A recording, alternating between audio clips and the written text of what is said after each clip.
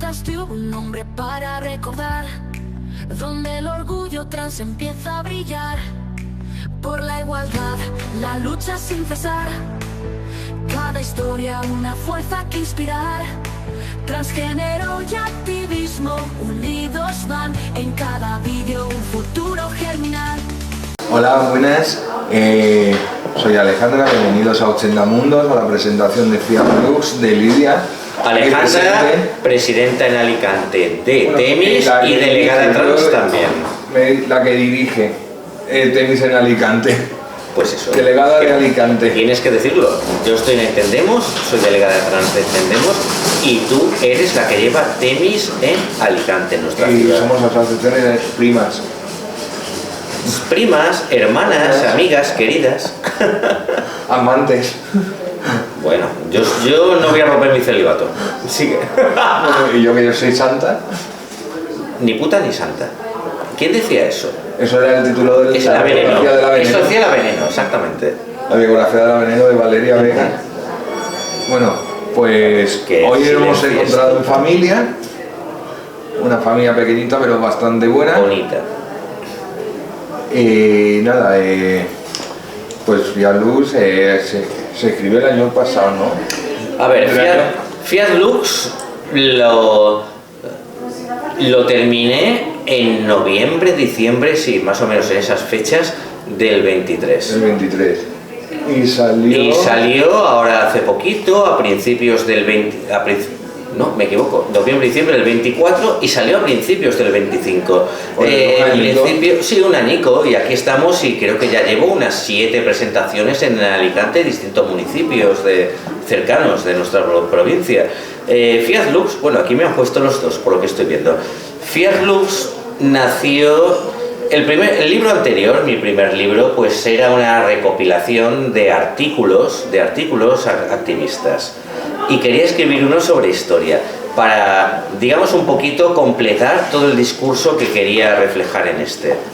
Pero de repente veo que empecé a leer sobre ello, me enganché, y el tema de la historia no trans, porque trans somos la encarnación que tenemos en este momento. Hablando de historia tenemos que hablar de identidades de género no normativas, sería lo adecuado. La palabra trans nace en los años 20, pero bueno, eso ahora lo hablamos. La cuestión es que dije, no, este tema me da para un libro totalmente distinto, para un libro con su propia personalidad. Y digo, vale, pues saqué Mi cuerpo, mis reglas, compilación de artículos, mientras empezaba ya a escribir que bueno, tardé un año en escribirlo, buscando datos, fuentes, bibliografía y demás. Y además, en ese libro hay mucha parte de mí, porque este libro me cambió mucho a medida que iba descubriendo lo que contaba, quería reflejar de la búsqueda de las identidades de géneros no normativas a lo largo de la historia, se convirtió en mi propia búsqueda. Para hacerte una definición de lo que es el libro, pues aquí hablo de la historia de estas identidades, lo que ahora nos llamamos personas trans o no binarias, pero a ver, las identidades, el género, las identidades normativas, no normativas, existimos desde que existe la humanidad. Y quise explorar en distintos contextos, tanto temporales como espaciales, de distintas civilizaciones y demás, el cómo se reflejaron estas ideas, esta autopercepción. La gente que tenía un cuerpo pero se autopercibía del género, no quiero decir contrario, sino del género complementario, ¿cómo se sentían? ¿Cómo lo reflejaban? ¿Cómo podían comunicarlo? Porque sabemos mucho, existen libros maravillosos, por ejemplo, que son biográficos sobre personas, llamémoslas, voy a decir trans para no liarnos ahora mismo y demás, aunque trans sea una definición de identidad actual, pero que recopila todo. Sí, exactamente, recopila todo aquello. Ahí, digamos que generalmente los libros sobre este tema se habla desde el punto de vista superficial. Se habla de biografías, ya sabéis, el emperador romano Heliogábalo, el amante de Nerón, o la amante de Nerón, bueno, pero que esta persona es un poquito problemática porque fue forzada a cambiar desgraciadamente a reasignar su sexo porque Nerón quería convertirla en una mujer. No me acuerdo su nombre en este momento. La monja Alférez, Catalina de Erauso, el médico Heleno de Céspedes, que fueron personas trans famosas en la historia y demás, pero yo no quería hablar de personajes, no quería hablar de las condiciones, de la ley, de cómo se nos trataba, de las leyes, de cómo se nos trataba y eran las vivencias exteriores. Lo que quería buscar eran las distintas escuelas filosóficas, escuelas de pensamiento, religiones, los idearios por los cuales se reflejaba esa simbiosis entre nuestra parte masculina y femenina. Sí, un poquito la sociología alrededor. La sociología, la búsqueda de la trascendencia. Me he centrado ahora, en los idearios de nuestra civilización europea y demás. No he tocado todavía, y digo todavía con toda la intención, las de otros continentes. Hablo por lo menos un poquito al principio para fijar el contexto de las muxes mexicanas, de las personas dos espíritus de los nativos de América del Norte, pero hay una cosa que hay que dejar clara. Existe una línea. A un extremo de esta línea está el género masculino, al otro extremo está el género femenino. En esta línea se inscribe toda la humanidad. Nadie llega a tocar ninguno de los dos extremos de la línea. Ninguna persona, ningún ser humano es totalmente masculino ni ninguno femenino, aunque se encuadren en identidades creadas a lo largo de la historia en las cuales se sienten a gusto.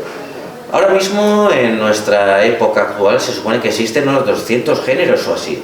En 1994 creo que recordar que... No recuerdo la cifra exactamente, pero más de 200, casi 300, como la película, casi 300. La cuestión es que en cada civilización, en cada época, en cada momento de la historia, cada marco geográfico, esa parte intermedia se interpreta de una forma distinta. Ya os digo, existen un montón de definiciones distintas de distintos géneros. Masculino, femenino, todo lo que hay en medio, que puede ser 7, 3, 5 o más de 200, como decimos ahora. Lo que pasa, a mí esto me parece un poquito lioso y siempre he pensado,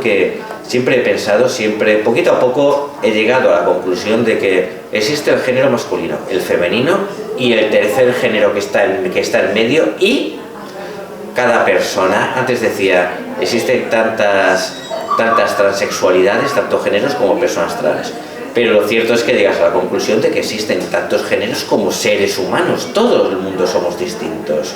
Tenemos cada uno dentro de nosotros, cada une, nuestra parte masculina y femenina. Y lo interpretamos, lo procesamos, lo vivimos cada persona de manera particular, de manera individual, de manera distinta. Estas escuelas de pensamiento, religiones, filosofías de las que hablo, como puedan ser el gnosticismo, el orfismo, el orfismo, el hermetismo y demás, pues siempre se basan en la conexión de nuestra mente con el universo y la llegada a ese equilibrio, que es lo que se busca: equilibrio interior, equilibrio con el universo que nos rodea. Y siempre comprenden el equilibrio entre nuestra parte masculina y femenina. Digamos que son filosofías antiguas, pero mucho más avanzadas en realidad de las que vivimos ahora, digamos las ideologías y contextos que vivimos ahora, derivados de las religiones del libro: judaísmo, cristianismo. Últimamente siempre se me atraganta la otra, la del Corán. El musulmán, la religión musulmana y demás, el Islam, exacto, el Islam, esa es la palabra que no me salía.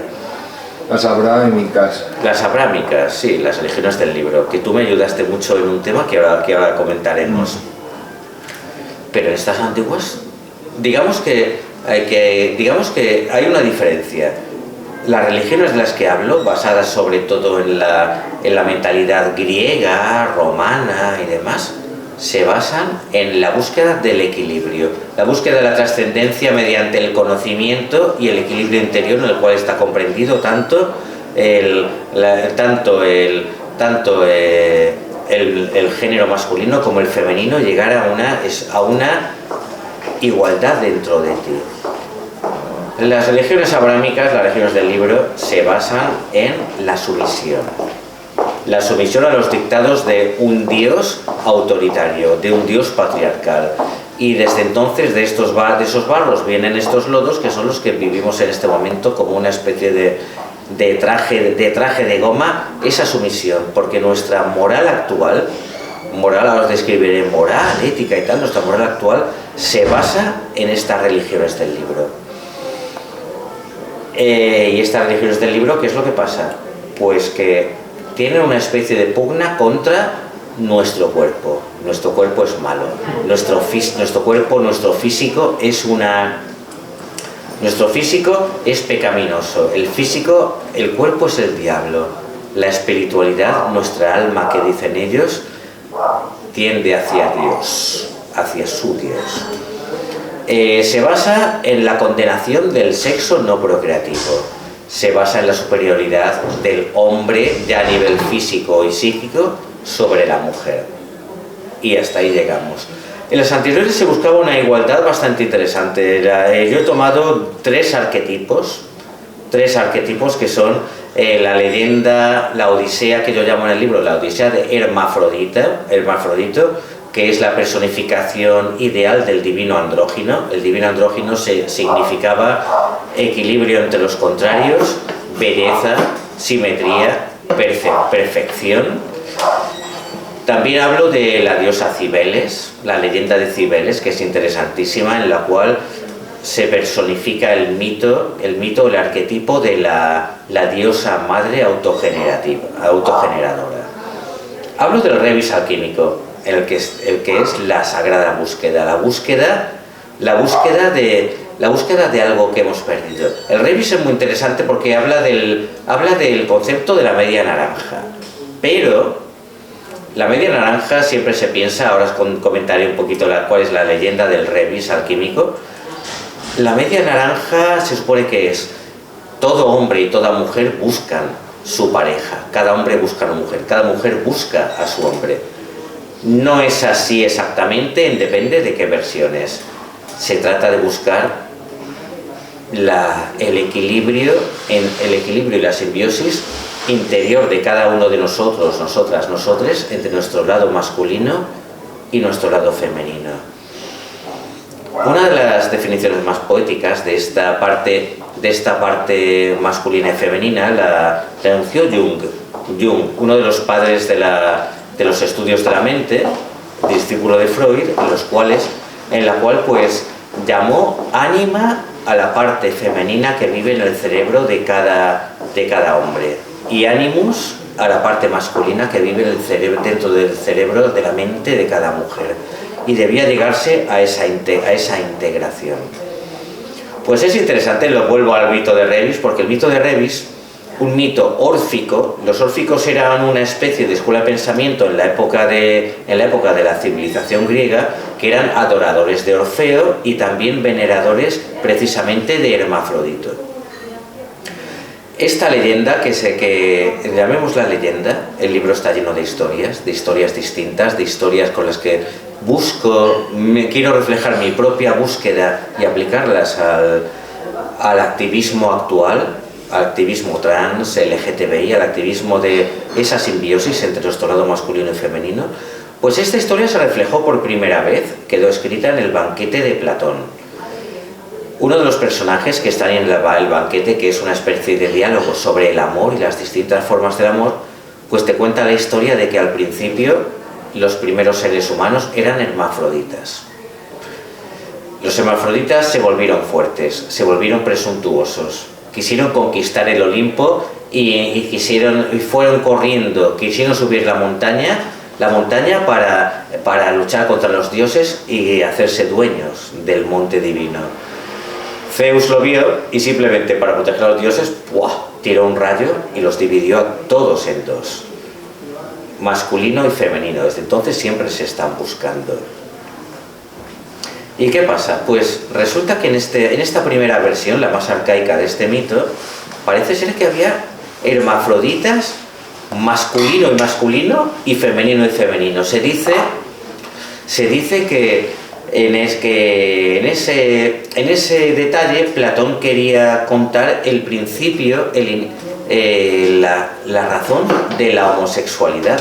Hombre busca hombre, mujer busca mujer, y también se podía reflejar precisamente la razón de las identidades de género no normativas. Esa fue la primera versión. Poquito después, el hermetismo, la doctrina hermética, que en este mismo mito es la versión más pragmática de todas. Ahí ya estaba Yahvé, porque el hermetismo es más o menos del siglo II después de Cristo y tal, y en esa versión el Yahvé hermético es un Yahvé también bisexuado, es un Dios que es tanto masculino como femenino. Creó al hombre, al ser humano, y dice, bueno, para que puedan procrear voy a dividirlos en dos. Eran hermafroditas, los dividió en dos y a partir de ahí pudieron procrear y perpetuarse. Luego viene la versión muy curiosa de la cábala hebrea, el Adán Kadmon, que es lo mismo. Yahvé, bisexuado, creó a un ser espiritual que también era bisexuado. Y dijo, para que puedan encarnarse, tomar forma humana, forma corpórea, debo dividirlos también para que así puedan procrear. Y esa fue la historia de la división de los hermafroditas primigenios. Pero luego saltemos al siglo XVI y hablemos del rebis que os decía, la versión definitiva que se creó en la época en la que empezó a perfilarse la alquimia filosófica por parte de Paracelso, y a partir de ahí, ahora os comentaré lo que es la alquimia filosófica, pero este mito, ya en una época en la que el cristianismo lo dominaba todo, pues apareció un libro de un alquimista que se llamaba Basilio Valentín, que se llamaba El Tratado de Azot, que era un tratado sobre alquimia en general. Pues recreó el mito del rebis diciendo ya la versión que ha quedado, la típica. Yahvé siempre ha sido un personaje, el Yahvé bíblico siempre ha sido un personaje vengativo, un personaje infantil, un personaje que quería hacer su santa voluntad aunque le hiciera daño al ser humano. Pues esa leyenda dice que Yahvé disgregó a los hermafroditas primigenios. Aquí Yahvé ya no era bisexual, era el Yahvé que ya conocemos. Pues quiso disgregar a los hermafroditas primigenios porque tenía miedo de que se volvieran más poderosos que él. ¿Qué es lo que viene de aquí? La sagrada búsqueda de la integración que se materializa en la alquimia filosófica, que os comentaré, se convierte de paso en una búsqueda de la redención dentro de esa especie de piel de goma que os he comentado, que era el cristianismo, que digamos que lo impregnó en aquella época absolutamente todo. Voy al tema de la alquimia porque es ahí donde también quiero hablar, donde digamos que es un poquito el meollo de la idea de este libro. La alquimia parece ser, la alquimia que se vivió en Europa, pues nació en Egipto, en esa época, a la vez que el hermetismo, siglo II después de Cristo o así, y había gente, y había por parte de gente que definió esa práctica, que en ese momento la alquimia era algo totalmente, llamémoslo, era química, era algo totalmente práctico. Gente como Zósimo de Panópolis, Cleopatra la egipcia o María la judía, que esto es muy gracioso, María la judía, que era alquimista, en principio pues parece ser que una gran parte de la alquimia llevaba nombre de mujer. María la judía fue la que creó ese procedimiento misterioso que se llama baño María, que eso lo conocéis, que sepáis un poquito de cocina y demás, ese proceso de cocción y tal. En esta época la alquimia era, como os digo, ante todo práctica, y se ocupaba tanto de remedios médicos, tanto de tintes para la ropa, creación de cristal, cosméticos y demás. Luego llegó el fraude, y hay que llamarlo fraude desde el principio, por el que conocemos todo el mundo de la alquimia, que es la transmutación. A la alquimia se le llama la ciencia de las transmutaciones, y eso es muy interesante para lo que os comentaré ahora. La transmutación de plomo, de metales que se llamaban viles, en oro y plata. Durante siglos los alquimistas que se querían dedicar a la alquimia perdieron el seso por el tema de transmutar metales. Y hubo un montón de embaucadores hasta a lo largo de casi 1000 años, digamos, en Europa. Hubo en el siglo XII, el Papa creo que era Urbano II, perdóname que no recuerde, está ahí escrito, pues creó un edicto por el cual se perseguía todo tipo de alquimia de transmutación de metales, porque parece ser que la moneda de la época se desequilibró con tanta moneda falsa, oro, plata falso que circulaba. ¿A qué viene todo esto? A que existen dos tipos de alquimia. Esta se llama espagiria. La alquimia que creó Paracelso en el siglo XV, en el siglo XVI, 1500 algo, se llamaba alquimia filosófica. Ya no trataba de la transmutación de metales, de la transmutación de elementos. La alquimia espagírica es la precedente de nuestra química. Muchos descubrimientos químicos vinieron de parte de alquimistas. Incluso el propio Isaac Newton era tanto físico como alquimista. Toma ya. Eso muy poca gente lo sabe. ¿Y qué iba a decir? Pues la alquimia filosófica lo que buscaba era la transformación del propio alquimista mediante esta serie de procedimientos, lo que se llama el solve coagula, una serie de procedimientos ahí que eran repetitivos. Lo que se purificaba era la mente del propio alquimista. ¿Qué es lo que se buscaba? La piedra filosofal, lo que se llama rebis alquímico, lo que se llama las bodas del rey, las bodas alquímicas, el matrimonio entre el rey y la reina, todo esto, esa piedra filosofal era la transmutación del propio alquimista a un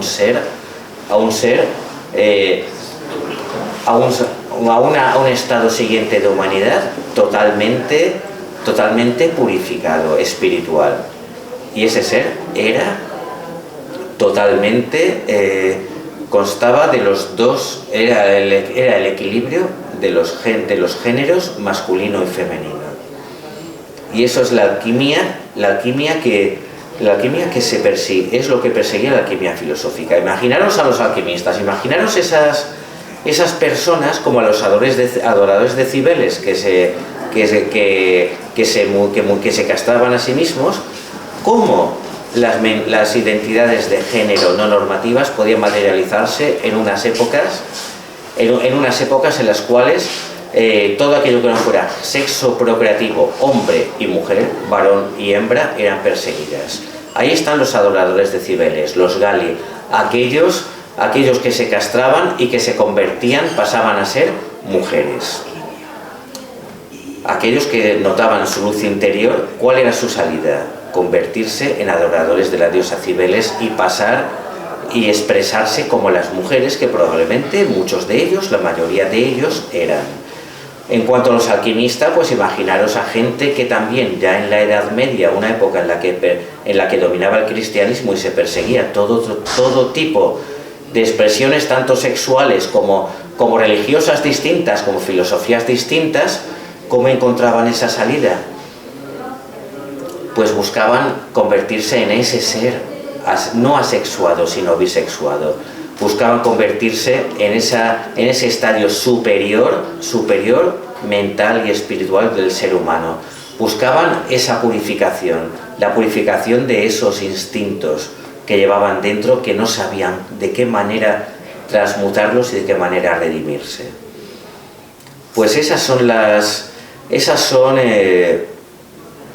formas, ese escape interior, ese escape dentro de ti, ese escape que nunca podías sacar fuera, con el cual intentabas de alguna forma ser mejor de lo que eras y desahogar esa luz interior que llevabas, que ni siquiera ellos probablemente podían confesársela a sí mismos. Me veo hombre, quiero ser una mujer, quiero ser otra cosa. Me veo mujer, quiero ser un hombre, quiero ser otra cosa. Esa fue una salida en aquella época. Y bueno, estoy aquí hablando. Cualquier pregunta que me queráis hacer en el momento, pues para esto estoy. ¿Alguna pregunta? Sí. Cuando has pasado por el capítulo de la castración, es buscando lo que tú acabas de comentar, ¿no? Sí. O sea, que no quiero ser esto que soy, aparentemente. Sí. Y entonces el camino podía ser la castración y así pasar a otra cosa. Claro, imaginad una persona que dentro de sí tenía una autopercepción, que llamamos ahora, que no se veía tal y como era, que quería ser otra cosa, que dentro de este culto y de otras escuelas filosóficas, pues quería ser algo mejor. Entraba en el culto de Cibeles y adoraba a una diosa que quería que fuera como ella. Y así, por un lado, llegaba a su propio equilibrio interior, cambiando su expresión y convirtiéndose de la forma que se podía entonces en lo que era, y además para estas personas era una especie de progreso espiritual. Volvemos a hablar del tema redención. A un nivel del vulgo, la gente como yo siempre se la persiguió, siempre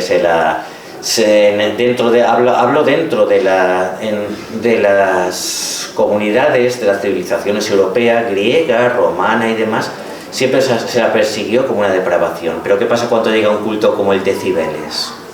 Un culto en el cual lo que tú eras era no solo aceptado, sino que se convertía en la evolución, en el progreso espiritual que tú necesitabas tener, que tú necesitabas oír y con el cual tú necesitabas apaciguar esas pulsiones interiores que la sociedad en general no te daba. Ahí estaba el culto de Cibeles, ahí estaba la alquimia también, la alquimia filosófica, en la cual, imagínate una persona que tenía también esas identidades, que su identidad era algo distinto a lo que veía todos los días al espejo y que no era aceptada, pero que empezaba a estudiar alquimia y veía precisamente esos grabados de seres andróginos, de ángeles, incluso de demonios. Esto es interesante. Mira, voy a hacer una pequeña digresión. ¿Qué hizo la religión católica a medida que se iba instaurando después del edicto de Constantino del siglo IV, en el cual convertía la religión católica en la religión del Imperio Romano? Pues muy fácil. Los ángeles, la representación de los ángeles eran totalmente asexuados, seres espirituales sin sexo. Las representaciones de los demonios eran tanto animalescas, cabeza y patas de cabra, pechos de mujer, entrepierna, pene masculino. La materialización del sexo era mala, era pecaminosa, y de paso así también pues condenaban a los dioses antiguos, como el propio dios Pan, todos los mitos que existieron entonces, como os digo, formas de pensamiento y demás, ya las condenaban, condensándolas en el personaje del demonio. Desde entonces, de aquellos polvos, como decía antes, estos lodos. La religión católica, el cristianismo, después también el protestantismo, pues nos castró a todos los seres humanos, no todas las personas, no solo a personas trans, en cuanto a que nos hizo odiar nuestra propia carnalidad. Nuestro cuerpo es pecaminoso y siempre tenemos que purificarlo. Nos hizo odiar el sexo no procreativo. El sexo, que en un momento dado en muchos de estos cultos antiguos fue una celebración de la vida, de la regeneración, de la procreación, de la perpetuación del ser humano, se convirtió en algo también pecaminoso. Todo lo femenino, el culto a lo femenino, las mujeres antes, en estos cultos, como hablo, el orfismo, el gnosticismo,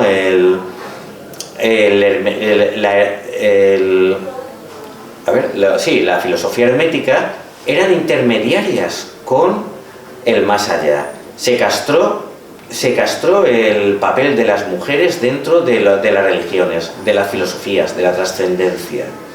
Ya sabéis, el culto a Isis pervivió mucho tiempo en Europa. Era un culto totalmente ya que había evolucionado y no tenía que ver con el egipcio. Pero ¿qué se sacó de la manga?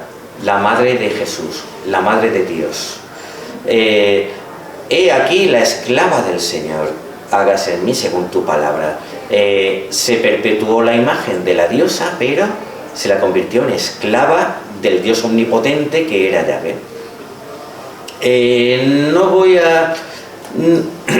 No he querido tratar esas versiones de Jesucristo en las cuales la Magdalena, pues digamos que Jesucristo pues a la mujer la tenía en mucha más consideración, porque en los textos que nos han llegado, en la Biblia y demás, pues eso no existe.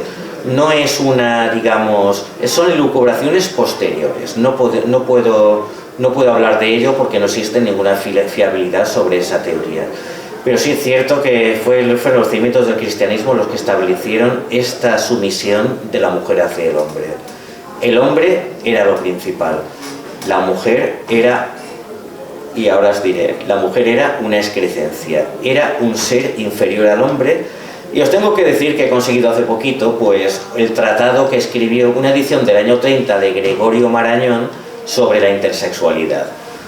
Pues Gregorio Marañón decía que la mujer era peor que un adolescente. Era un ser totalmente inferior y a no tener en consideración. Vale, era la época, hay que decir que era la época, pero de ahí vienen los cimientos vienen de esta primera interpretación del cristianismo, de San Pablo condenando la homosexualidad, la homosexualidad y a la mujer, San Agustín lo mismo y demás. Y hablando de eso... Hablaré de ti. Sí. No, diciendo eso, que fíjate que la Biblia, en la original, que lo tenemos aquí en el libro, en la original del que hay un está pasaje de Mateo que lo conocemos casi nadie y que a mí lo descubriste. Yo lo descubrí por la traducción que hay directamente del griego, que después fue modificada, sí, por los tratados por San Agustín y todo eso, fue modificándose. Hay una parte del libro en la cual pues hablo de las referencias tanto a la homosexualidad como a las identidades de género normativas, y hay una que me descubrió precisamente Alejandra. A ver, Mateo, voy a leeros un trocito porque os puede ser muy interesante. A ver, más interesante es la respuesta de Jesús a sus discípulos en una pequeña discusión a cuento de la indisolubilidad del matrimonio. Mateo 19:12. A ver, y dice así, la palabra es eunuco.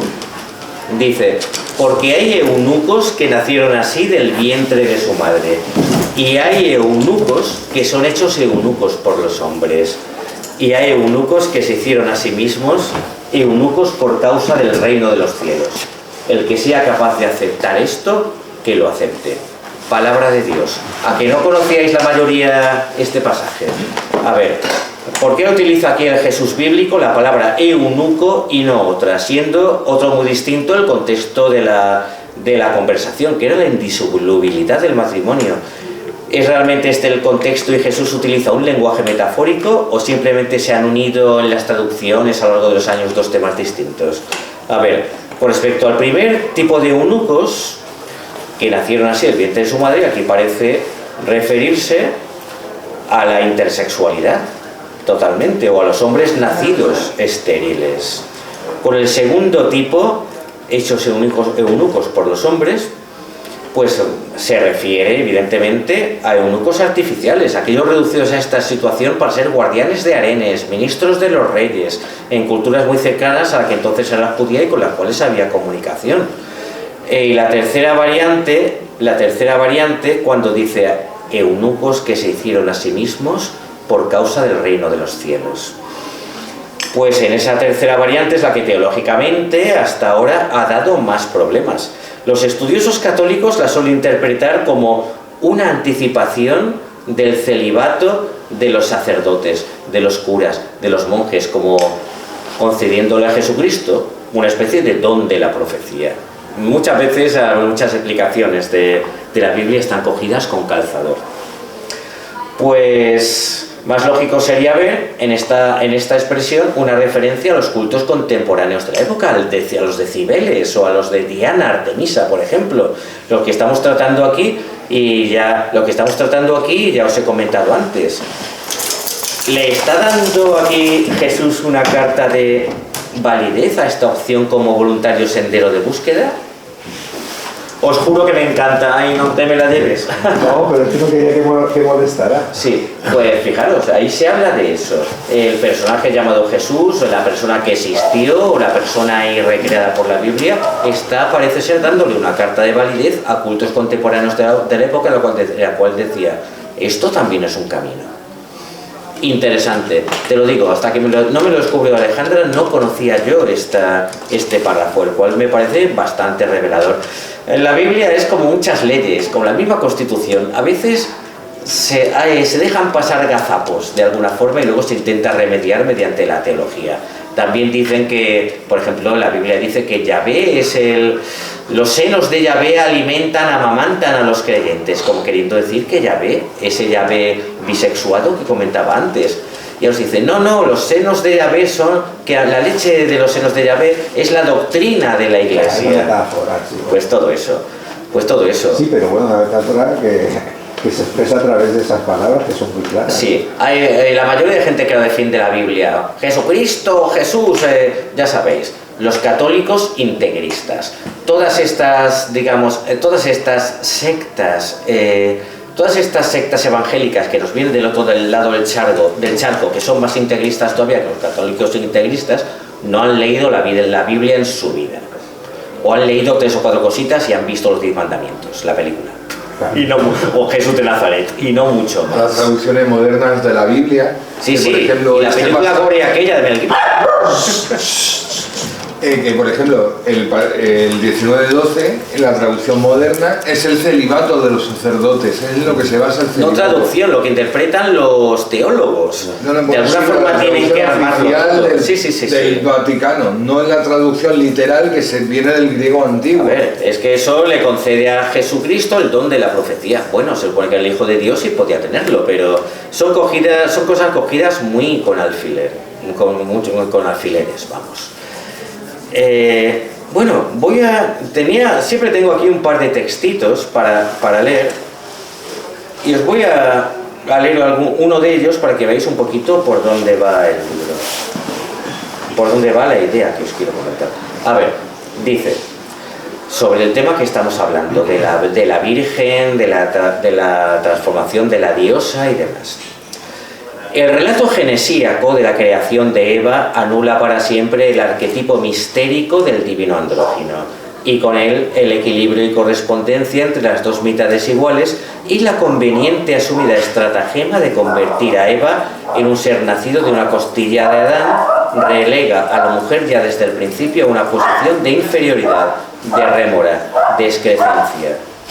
María, la nueva y sumisa encarnación de la diosa madre impuesta por el cristianismo, asume todas estas ataduras y es dogmática y arbitrariamente vendida como la única entre todos los seres humanos nacida sin pecado, siendo en la práctica una subdiosa desexualizada que concibe al Hijo de Dios de forma milagrosa sin intervención de acto sexual alguno, placer y acción generadora ahora considerada pecaminosa y que según el mismo dogma la nueva diosa madre no conocerá en toda su vida.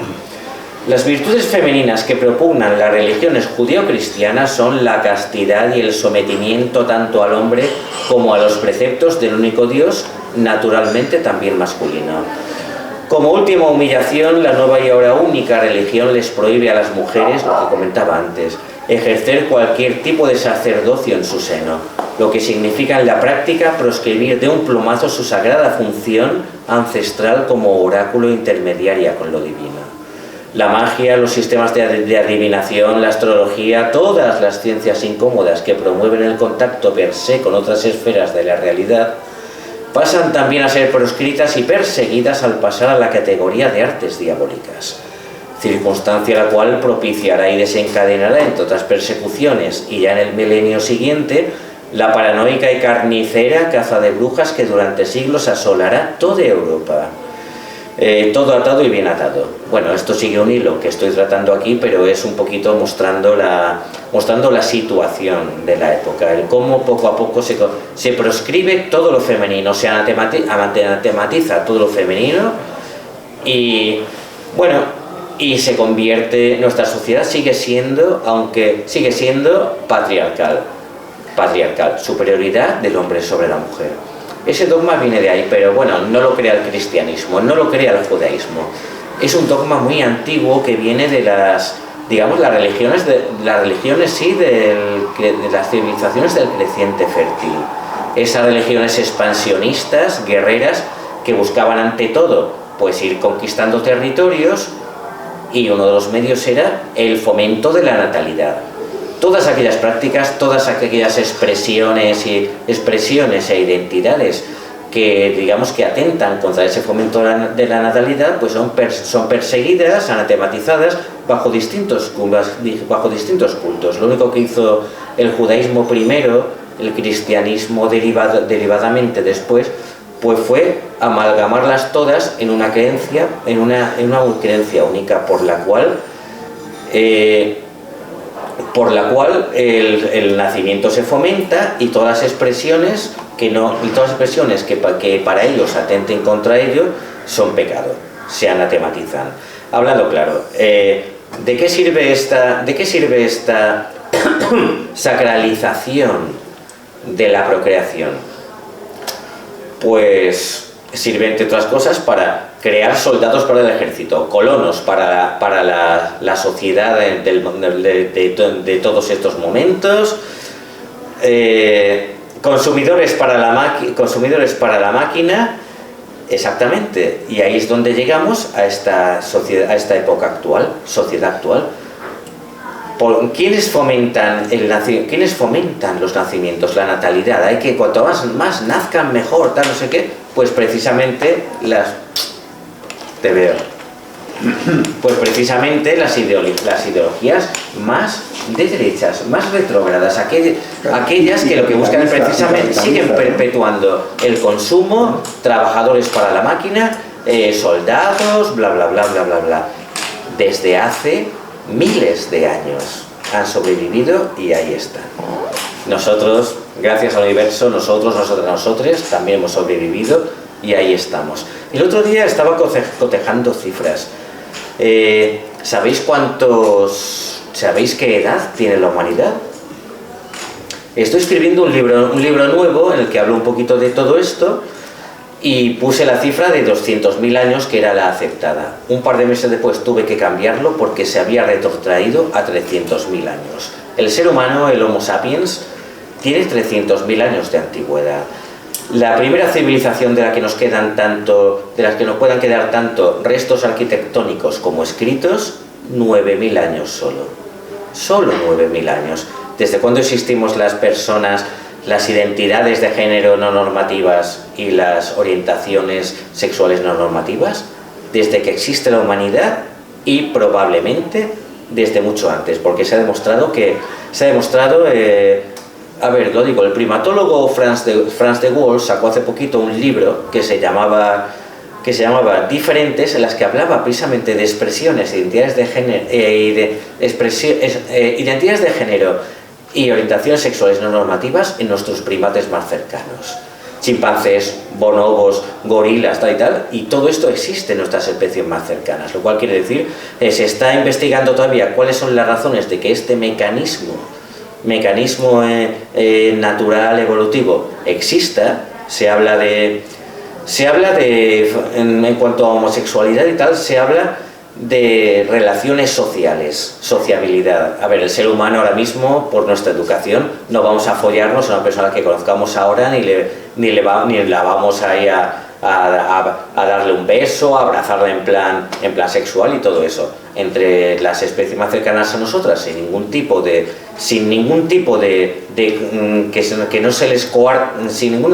coartada filosófica, religiosa o tal, son libres en el sentido de que todavía no se han creado esos tabús. Pues todo esto existe en nuestras especies más cercanas, lo cual quiere decir que en las anteriores también. Se habla del mecanismo social, del mecanismo de integración social, de mecanismos de control de población también, se habla de ello. Pero el hecho es que las identidades de género y las sexualidades no normativas, estamos aquí, seguimos formando parte de la humanidad, les guste a algunos o no. Pues, no sé, ¿tenéis alguna pregunta? No sé, como hemos llegado un poquito con retraso, Sí. no hemos visto. ¿Hacía mucho que habéis empezado? Hemos empezado a las 7:30 o por ahí. Hemos esperado que viniera un poquito de gente. Bueno, no sé. Pero lo principal del libro, de la temática y todo, es que habéis llegado. Sí, es Si que estáis si aquí. querías hacer algún comentario, o tenéis alguna, porque seguro que sí que la tienes, sobre el tema del chamanismo y sobre la sociedad, digamos, por ejemplo, en concreto en Sudamérica también, antes de la llegada de los europeos. Sí. ¿Cómo estaba contemplado este tema, ¿no? O sea, el chamanismo y también los hombres y mujeres. Sí, hablamos de las muxes, distintas versiones. No he tocado tanto ese tema, digamos que he desarrollado sobre todo el tema de la religión. Lo toco y hablo de ello. Pero eso no lo he tocado tanto, hablo de las muxes, hablo, como digo, de las personas, dos espíritus y demás, y estaban evidentemente aceptadas e integradas en las sociedades. Las muxes de ahora en concreto, todos tenemos problemas, pero digamos, sí, son las herederas directas de... Lo son. Y es una tradición que se ha mantenido muy bien. Lo malo, pues que ahora mismo otras influencias pues están haciendo que se las persiga también. A ver, aquí a personas trans, a personas gays, lesbianas, las identidades y orientaciones, se nos persigue por parte de claro, los violentos de ideología fascista, todo esto, incluso hay que decirlo también, pues la gente, los islámicos también, la gente que llega aquí, pues también, porque ya ha habido ya varios incidentes con ellos. Pues con la muxes ha pasado que también ha llegado el cristianismo, ha llegado ¿cómo se llama? Ha llegado los evangélicos, todo esto y tal, y son pecados. De repente imaginaos las muxes, una institución, gente que ha vivido durante un montón de siglos, que se les llama ahora directamente por la calle maricones. Identidades distintas, maricones. Aquí maricones somos todos, para ellos, todos, tanto las identidades, las personas trans, las personas gay, las personas no binarias, mujeres lesbianas, todo esto, aquí todos somos maricones y bolleras. Estamos ahora mismo un poquito retrocediendo a los años 70 de nuestra 60, 70. Sí, bueno, 70 en los primeros 80 fue cuando todo empezó a despegar, pero nosotras no, pero la sociedad está retrocediendo bastante por culpa de la influencia tanto de políticos, de ideologías políticas, del desencanto y claro, el tema mediático, las redes, todo esto y tal, que están manipulando la ignorancia de generaciones creadas a propósito ignorantes. Podemos hablar de que cada vez son peores. Desde los 80 los programas, las leyes de educación, los programas de educación no han hecho más que ir disminuyendo y desbravándose. Que si las humanidades no sirven, que si el tema de ciencias hay que aligerarlo un poco, porque hay cosas que para que estos chiquitos las van a saber, las van a aprender. La filosofía desapareciendo en la mitad de la educación. Sí, exactamente. El tema de que se puede pasar de una asignatura a otra, de un curso a otro con 3 asignaturas suspendidas. Llevamos generaciones de poco a poco ir estupidizando a la gente. Se ha perdido el pensamiento crítico, se ha perdido la duda racional, se ha perdido el preguntarse por qué, el preguntarse qué es esto, el preguntarse el porqué de todo. Se ha perdido la mentalidad no científica, sino la mentalidad simplemente de curiosidad. No se fomenta la curiosidad. Y luego te ves a chavalicos votando a Vox. Y bueno, si queréis toco un poco el tema de los Terians, porque he estado... De todas maneras, es que también es verdad que lo que se ha hecho es frivolizar de una manera muy escandalosa, frivolizar sobre el tema. Es decir, todo el mundo ha frivolizado. Hablamos de Terians. ¿Hablas de Terians o de la propia educación? Sobre la educación y sobre el tema, por ejemplo, el tema gay, el tema de transformismo, el tema de la transexualidad, sí. Se ha frivolizado de tal manera que hay gente que incluso puede llegar a pensar que todo, es decir, echar como tierra, sí. Tapar cosas que no les gustan, por ejemplo, a la extrema derecha. La extrema derecha está viviendo a base de bulos. Claro. Entonces esos bulos van en todas las direcciones. Una de ellas es concretamente el tema de la transexualidad, por ejemplo. La transexualidad... La frivolidad, hablar de las cosas frívolamente, creo que es lo peor que hay. Sí, se buscan simplemente espectadores y clics, no se busca otra cosa, y se busca a costa de lo que sea. Pero mira, el tema de la transexualidad, hay un tema que estoy pensando últimamente, le estoy dando vueltas y estoy escribiendo sobre ello en el libro con el que estoy ahora mismo. A ver, se ha planteado mal la identidad de las personas trans desde el principio. Os explico.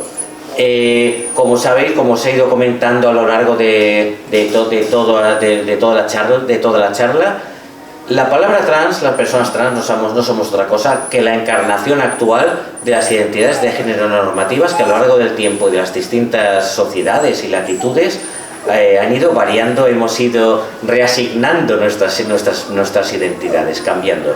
A ver, la identidad trans se crea en los años 20 en el Instituto de Salud Sexual de Magnus Hirschfeld en Berlín, que fue el primero, el que, a ver, si habéis visto, si conocéis la chica danesa, la Lili Elf, pues fue la primera mujer trans, que había 2 o 3 más también en ese instituto, pero la identidad de las personas trans se creó a partir, la identidad pública, la identidad hacia afuera, fue una identidad superficial creada a partir de nuestro cambio, a partir de lo más visible, a partir, como bien dices, de lo más frívolo. Las personas trans no somos ese cambio, no somos esa parte frívola. Las personas trans somos algo que llevamos dentro, que somos lo que somos, una autopercepción, una luz que titila dentro de nosotras. Y lo único que ven esa gente de poca cultura, esa gente ignorante, orgullosa de ser ignorante, esa gente de ultraderecha, es vernos ese cambio y esa expresión pública. Yo me cuestiono incluso la viabilidad de la palabra trans, porque trans se refiere justo a eso. No tengo respuesta a otra palabra, pero esa palabra crea nuestra entidad. Trans somos las que cambiamos, pero en realidad solo cambiamos nuestra expresión, nuestro físico, nuestra forma de vestir, quizá nuestra propia gestualidad, pero las personas trans no cambiamos, nos adaptamos a lo que somos. Somos lo que somos y tenemos que hacer el trabajo de adaptar nuestro cuerpo a aquello que somos, simplemente para llegar a ese equilibrio interior del que os hablaba entonces. Con los años, pues las personas trans, pues ahí se ve de qué se ocupan las historias de la transexualidad que se ocupan del siglo XX, desde los años 20 que vivimos como tales personas trans. Sobre todo se fijan en personas del espectáculo y en activistas. Para muchos, las personas LGTBI empezamos en Stonewall. Pues no. Existimos desde siempre y existen un montón de variaciones de identidades distintas, que eso es algo maravilloso, interesantísimo. Y últimamente, ¿qué es lo que somos las personas trans? ¿Qué somos las personas LGTBI en general en cuanto a concepto LGTBI, que es que se refleja en los medios y de cara al público? Somos una especie de brazo político de ciertas ideologías políticas y somos una caricatura para las ideologías que tienen enfrente. El que sea trans ya me hace, por un lado, ser de ideología de izquierdas y aceptar un montón ahí de lo que yo llamo el pack ideológico, que yo soy una persona que intento ser libre y digo, esto lo acepto, esto no lo acepto, esto lo acepto, esto no lo acepto. Teorías estúpidas como lo que decía antes, el sentimiento y el constructo social, que son totalmente falsas. Las identidades de género de todos los seres humanos, no de las personas trans, parten de condicionantes biológicos que se forman a lo largo del periodo de gestación. Condicionantes neurológicos, genéticos y hormonales. Pero hay que aceptar la teoría del doctor John Money, que dice que la identidad de género se forma a lo largo de la infancia y la adolescencia por condicionantes educativos y condicionantes sociales. Mentira. Por ejemplo, eso. ¿Qué es lo que se ha creado? Se ha creado un sujeto político trans sin base, sin pie, sin fundamento. Muy fácil de derribar por los contrarios o muy fácil de derribar por aquellos que dicen de nuestro lado, pero que están de nuestro lado, pero que tienen dentro de sí una ideología feminista infecta que va contra nuestra propia existencia. Hablo, evidentemente, del feminismo TERF, del PSOE, que se ha cargado la ley trans que creó la plataforma trans, una ley de 30 páginas en la que estaba todo definido. Esa ley, a lo largo de su proceso de elaboración, se redujo a 3 páginas dentro de un proyecto Frankenstein que se llamó Ley de Derechos Trans y LGTBI. Muchas cosas desaparecieron. Para esa ley no existe la infancia trans, para esa ley no existen las personas no binarias. No existen, pero científicamente existen. Ese es el tema. Pues se ha creado con nosotras un sujeto político de pies de barro.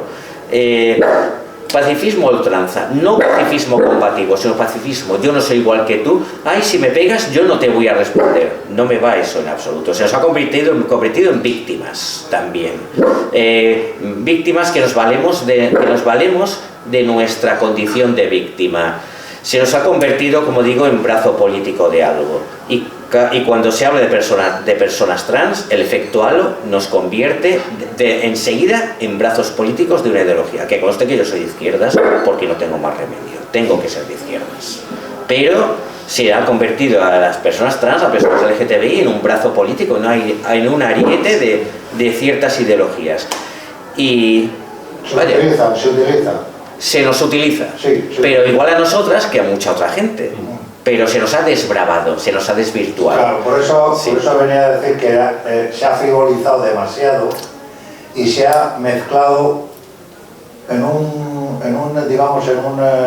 crisol, una amalgama. Se ha mezclado toda una amalgama, sí. Que ¿quién sale beneficiado y quién sale perjudicado del tema? Creo que beneficia a muy poca gente. Beneficia a aquellos que mueven los hilos desde las cumbres de esos mismos partidos o fuerzas políticas. Por ejemplo, vosotras no creo que os haya hecho muy bien. Esto es un trabajo que hacéis vosotras. Claro. Lo hacéis y lo tenéis que hacer, pero desde luego por la política tal como ha manejado el cotarro no beneficia realmente a lo que es lo trans. No nos beneficia, nos convierte en personajes sumisos y muchos de ellos, el activismo que yo llamo activismo dependiente, asociaciones dependientes, plataformas dependientes, y desde aquí digo, la FELGTB, están contentos de ser lo que son. La FELGTB fue un peón activo en el tema de desbravar la ley trans. La FELGTB tuvo el papel de hacernos tragar con algo con lo que nunca hemos tragado. Nunca. Las personas trans somos subsidiarias. Las personas trans somos algo secundario. Somos lo último dentro de ese artificial movimiento LGTBI ideológico que han creado ciertas ideologías y partidos políticos. Yo no soy eso, pero la mayoría del efecto halo, lo que digo, la sociedad nos tiene como eso, como un brazo político, no como identidades, no como personas. No como personas luchando por sus derechos, sino como el brazo del PSOE, que si Podemos, que Podemos al fin eran los que firmaron registraron la ley LGTB en el Parlamento y luego agacharon la cabeza y dijeron que sí a esta porquería, y así lo digo, porquería de ley a nivel nacional que se creó, que no nos benefició absolutamente en nada. Mucho más avanzada era, y digo era, ya sabéis por qué. Por ejemplo, la ley valenciana, la ley trans valenciana, las leyes LGTBI valencianas, que han llegado a estos tipos y por hacer caso, en plan sumiso a sus jefes de Vox, también la han desbravado. No estamos como al principio, pero sí estamos, se ha conseguido muy poco desde que empezaron las leyes de derechos trans. ¿Por qué? Porque está, por ejemplo, ahí el Sánchez diciendo: hay que blindar el aborto en la ley y en la Constitución y tal. ¿Y qué pasa? Los derechos de los seres humanos, los derechos de las personas LGTBI y de las personas trans, ¿no hay que blindarlos antes de que vengan estos bichos y desbaraten todo? Si vienen, cuidado, no digo que vayan a venir, digo por prevenir. Habla enseguida del aborto, pero no habla de los derechos básicos de una parte de la sociedad como somos nosotras y sois vosotros, como somos todos nosotros. Vamos a ver, como estamos así, me parece que entiendes bastante de eso. Podemos comentar, por ejemplo, el papel X que ha jugado, por ejemplo, el transformismo.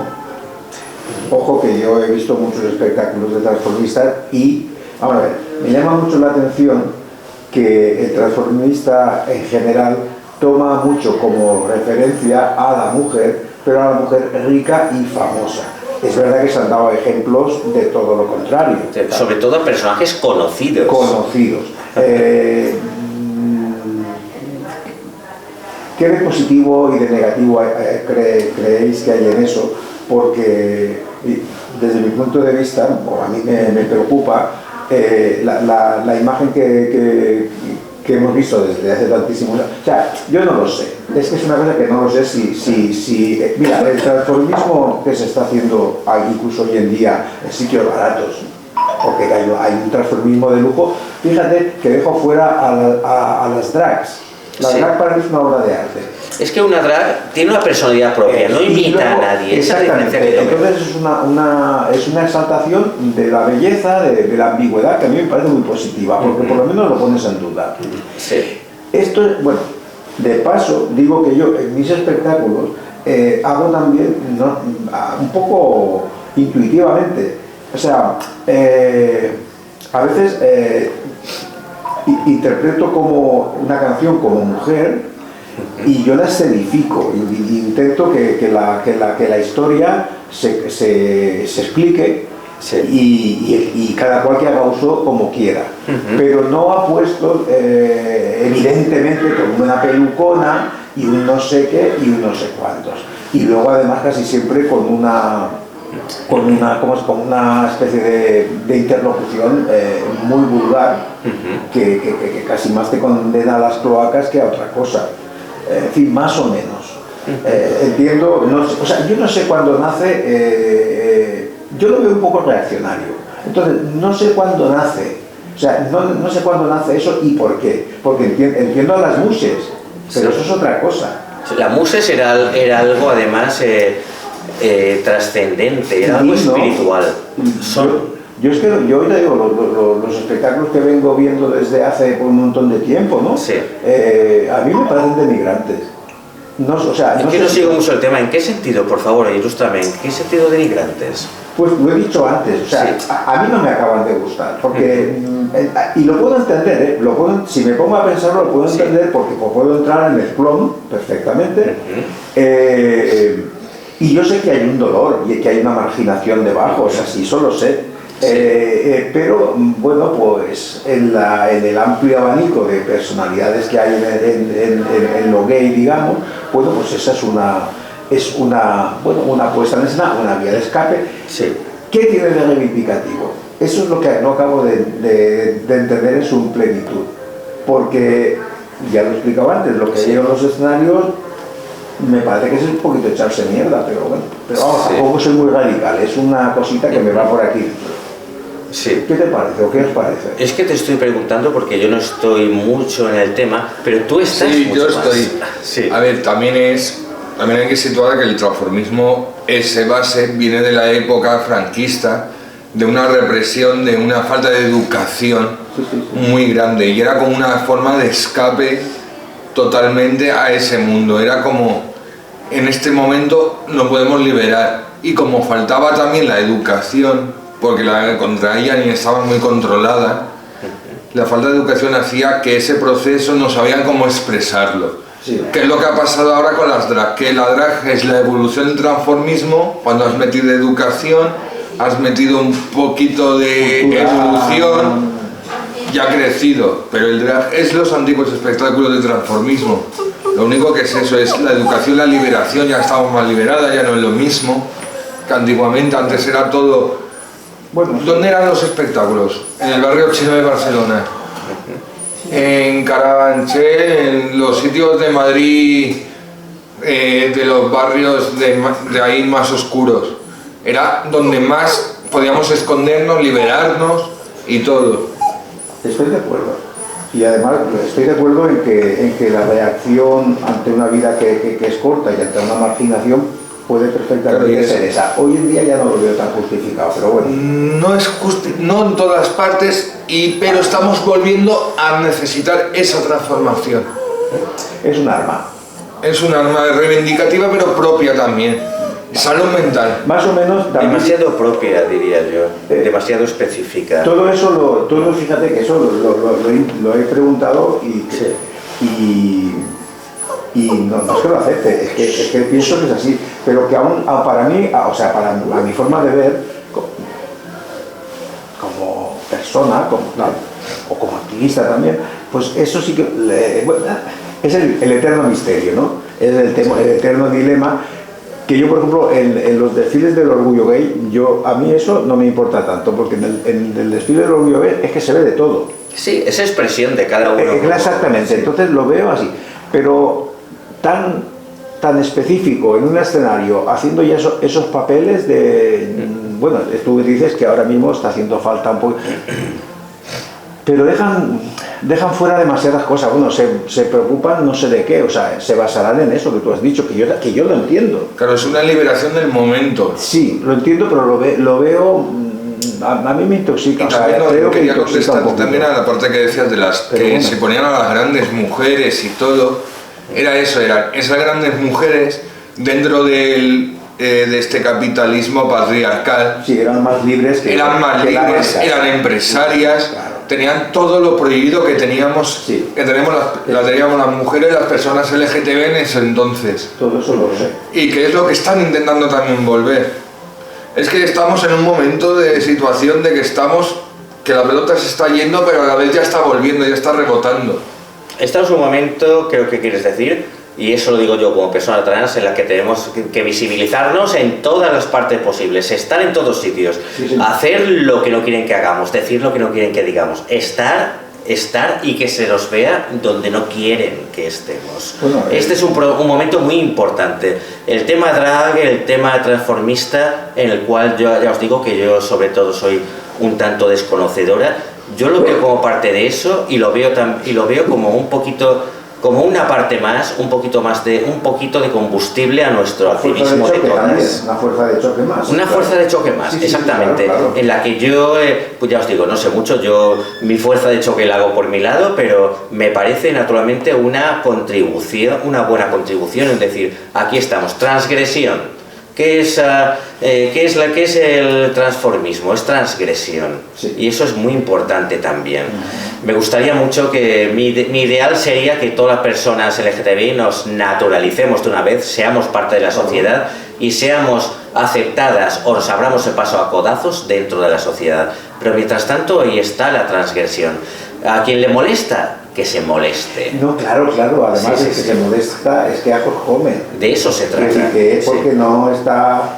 En fin, yo hablo más de esa imagen o ese impacto en la sociedad Sí. que en mí. Voy a decirte una cosa voy a deciros una cosa que no sé si es políticamente correcta decirlo. A mí es que me molesta mucho personalmente el hecho de la reivindicación del lumpen, la reivindicación de la reivindicación de los márgenes. No hay que reivindicar los márgenes, no hay que reivindicar el tema del ridículo. Hay que reivindicar que somos personas a las cuales tener en cuenta, personas a las cuales tomar en serio y personas a las que si no se nos da nuestro lugar lo cogeremos. Me alegro mucho de haberos hecho esta pregunta, porque ya veis, claramente lo he expuesto y Sí. es mi opinión, pero lo hemos matizado entre todos, ¿no? Sí. Pero me gusta que hayas dicho lo del lumpen, porque a veces lo que veo Sí. lo veo demasiado marginal. A ver, sí, exacto. Marginal, tú lo has dicho. Y luego pasa otra cosa, Sí. que hay gente que va llegando, gente nueva, gente Sí. más joven, y por supuesto todo el mundo tiene un abanico donde elegir, dentro Sí. de lo que puede ser lo gay, la homosexualidad, LGTB, lo que sea. Hay un abanico y de hecho yo pienso que mucha gente, pues cada cual elige lo que más o menos pues le apaña. ¿no? ¿Vosotras consideráis que estáis en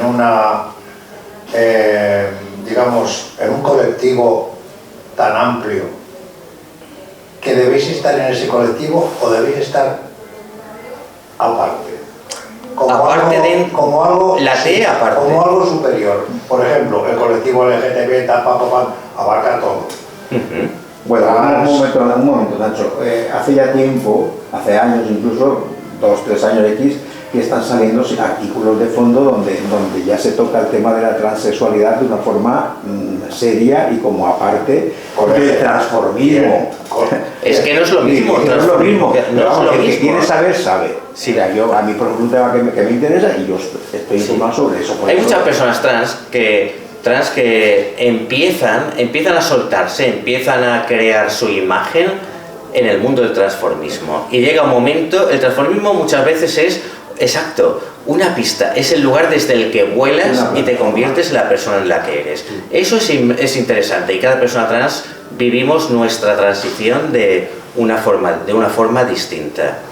Pero sí, quiero decirte, es que me ha gustado mucho ese tema que has mencionado, porque también voy a ser transgresora y, como bien sabéis, a mí me encanta pisar todos los charcos. Soy una mujer trans. No me gusta la mitificación de los márgenes, y es más, y lo diré, yo en los 90 viví en la tele, ahí estaba el Mississippi, ahí estaba la Veneno, y me pareció una persona que llevó el tema como pudo, pero que fue ridiculizada por media España. No la veo, lo siento, pero toda esta mitificación que veo de la Veneno y de alguna más de la época, no lo veo como un ejemplo para nadie, mucho menos para nuestra infancia trans. Personas que estuvieron antes, que dicen, andaron para que pudiéramos correr, o al revés, corrieron para que pudiéramos andar. Me parece perfecto, pero ningún negro que lucha por los derechos civiles mitifica a los esclavos. Ninguno mitifica al esclavo sumiso. No me gusta mitificar, y sé que en algún momento alguna persona me escuchará y pensará que estoy poniendo el dedo en la llaga, pero me parecen personas a tener en cuenta, personas que se jugaron la vida y se jugaban la vida ahí, pero no son ejemplo de nada, son al contrario, son ejemplo de cómo se nos hacía daño y de cómo se nos ridiculizó durante unos cuantos años ahí en televisión y acabaron mal. No son ejemplos. Es como, mira, si nos movemos los 90, si recordáis, el Mississippi se copió de un programa estadounidense que era el show de David Letterman, que lo típico, tenían ahí detrás la panorámica nocturna de Nueva York y sacaba un montón hablando claro de frikis estadounidenses y tal. No me imagino a un señor de color, a un señor negro totalmente integrado con su señora, con su familia y demás, poniendo de ejemplo el chapero del Bronx que sacaran en ese programa para sus hijos. Un chapero del Bronx no es ningún ejemplo. La Veneno no es ningún ejemplo. Las prostitutas junkies y demás que tenían que buscarse la vida como pudieran, respetables, pero no son ningún ejemplo para la imagen que queremos crear las personas trans. Eso es lo que pienso. Quizá tú no estés del todo de acuerdo. Yo sí estoy de acuerdo, pero yo lo utilizo como ejemplo de lo que no deberíamos utilizar de ejemplo. De lo que nunca debería ser un ejemplo. Pero es un ejemplo de otra cosa. Y ahora iba a decirte que ahora en la actualidad se está volviendo a esa imagen de la Veneno, por ejemplo, con la Marras. ¿Con la qué? Con la Marras. No sé la Casa de los Gemelos.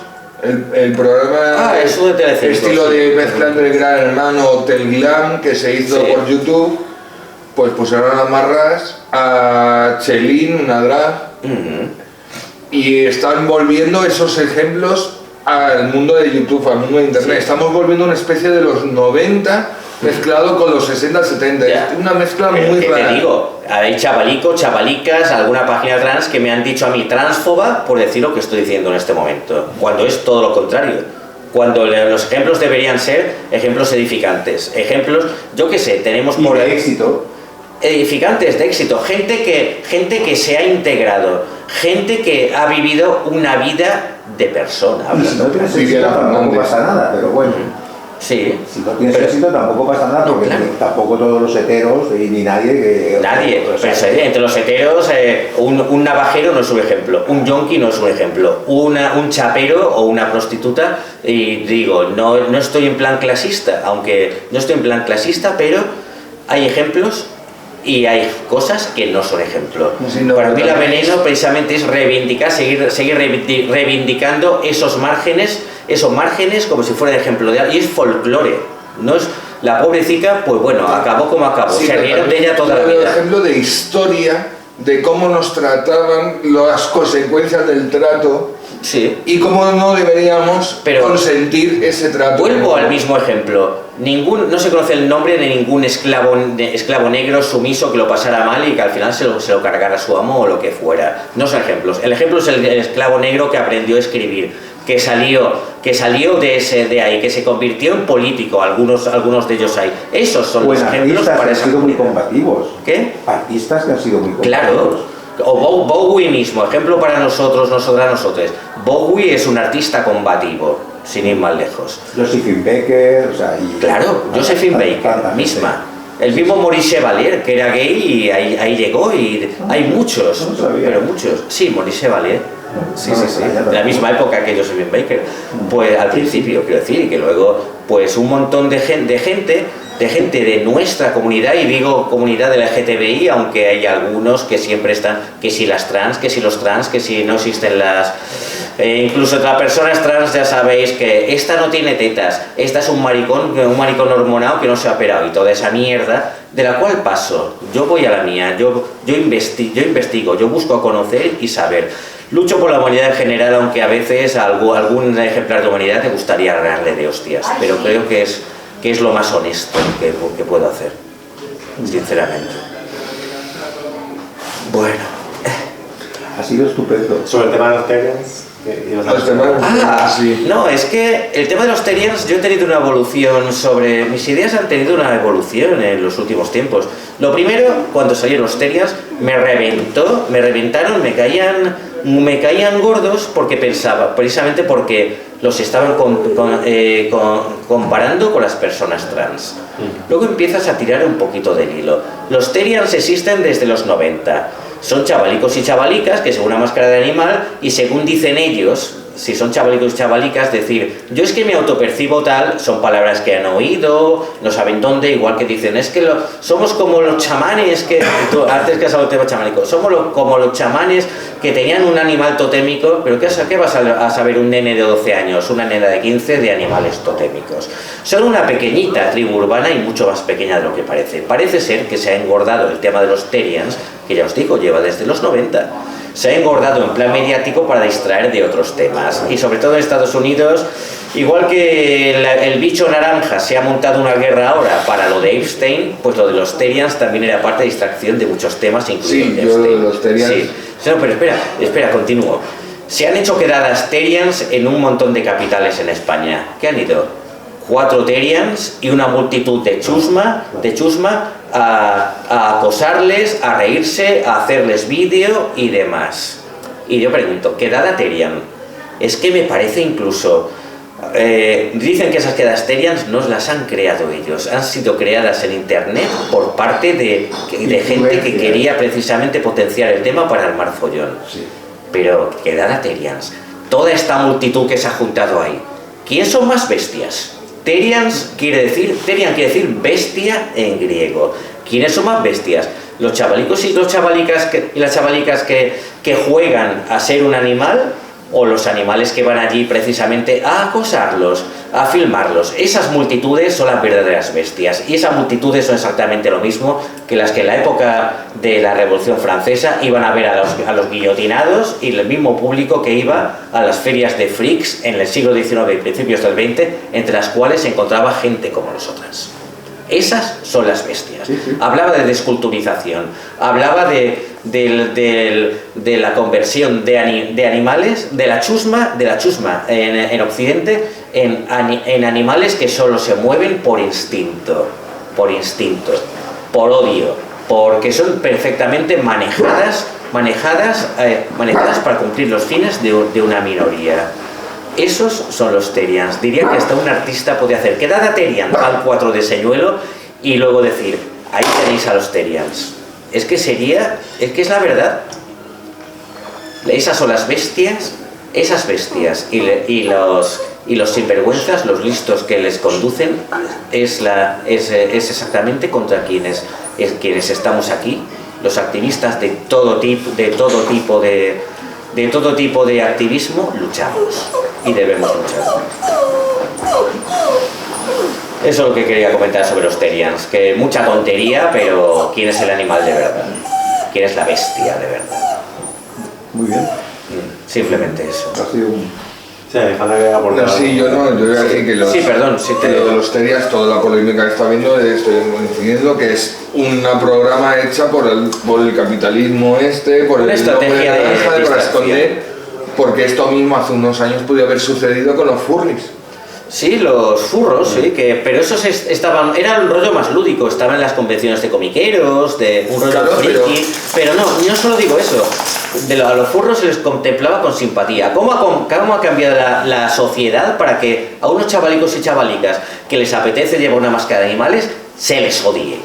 Se rían de ellos. ¿Cómo ha cambiado la sociedad? ¿Cómo ha cambiado la mente? ¿Cómo ha cambiado la chusma? Hablando claro. El cómo se trata a los Terians, que no los mismos Terians, es un síntoma de cómo está la sociedad occidental ahora mismo. No me da miedo, me da asco. Sí, también me recuerda a los Terians a una evolución de una sociedad latinoamericana que decía que cada persona tenía su espíritu animal. Es lo que he comentado antes, pero los pobres Terians, ¿qué saben a esas edades? ¿Qué saben de chamanismo? ¿Qué saben de hongos alucinógenos? El chamanismo es no solo un ritual de una noche, el chamanismo es un proceso de poco a poco, ir ascendiendo en la escala espiritual que tienen en esas tribus. Pero pienso, juegan a rollo chamánico y juegan a rollo yo me autopercibo, y totalmente lícito. Los adolescentes pueden hacer lo que quieran, en plan jugar con su identidad, es que aprender sobre su identidad, descubrirse. exactamente. Pero en otras épocas se ha visto como una curiosidad, como os digo, incluso simpática, y que es lo que ha cambiado ahora para que se vaya a por una manifestación que también es divertida, vamos, una cortinas de humo identitaria. Y lo fácil que es manejar ahora la sociedad, y eso es un síntoma de su desculturización totalmente. Y todo lo que estamos comentando es de la educación, de la degradación de la educación, lo que conlleva, que es ¿qué te importa a ti que una persona se ponga una máscara, que esté paseando como un perro que está experimentando y tiene 12 años? No tenemos bastantes problemas ya en otros sitios, en otras sociedades y en política para tener que reírnos de un pobre... Se desvía. A ver, a la gente que hace eso no se la va a convencer porque su mente ya no llega a tanto. Pero es muy fácil desviar a la gente de una guerra, de los archivos de Epstein, de temas políticos y temas de real enjundia que ya no entienden, hacia la última manifestación chorra mediática. Es que... Y bueno, y viendo yo... Eso es muy triste. Vamos a ir haciendo una conclusión. Una que preguntaba en el directo. Sí. ¿Qué diferencia hay entre una persona hermafrodita y una persona trans? A ver, una persona hermafrodita, a la que ahora se llama intersexual, pues es una persona que nace con caracteres sexuales de los dos sexos. Es un tema genético. Una persona trans es una persona que tiene un cuerpo aparentemente de un sexo,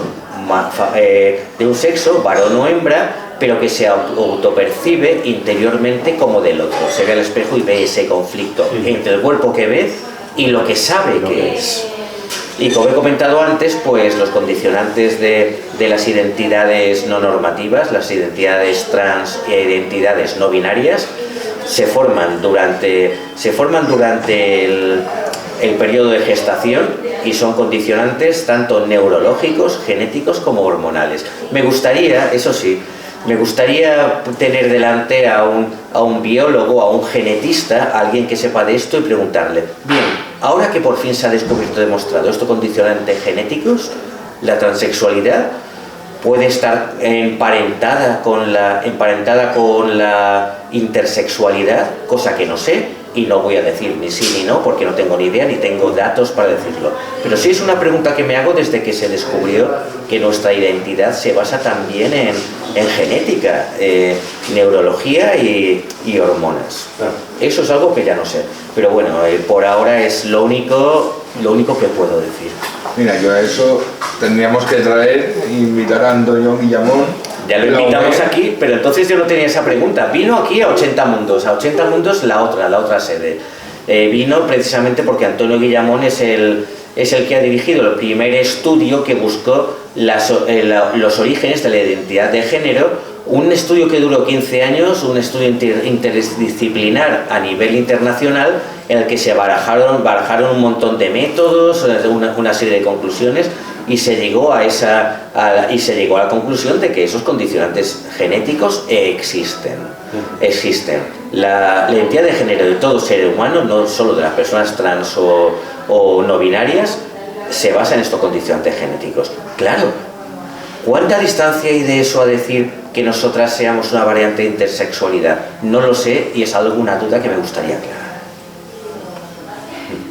Bueno, en el libro también hablabas del hermafrodito. El mito del hermafrodito, el que he dicho, la encarnación perfecta del mito del divino andrógino. Que es un mito que ante todo lo que refleja es la dualidad, la perfección, la simbiosis entre tu lado masculino y el lado femenino, la simetría. Lo que es una paradoja es que en la época romana, en la que más se veneró al hermafrodito, en la que las representaciones artísticas del hermafrodito son más bonitas, como los dos hermafroditas, las estatuas, los dos hermafroditas del Louvre, a las personas intersexuales se las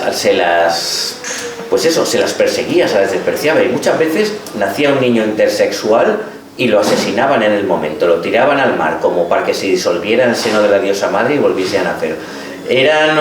Las personas intersexuales eran todo lo contrario, eran asimetría, eran no generación, eran fealdad para ellos. Siempre me ha fascinado ese contraste, pero así era, vamos.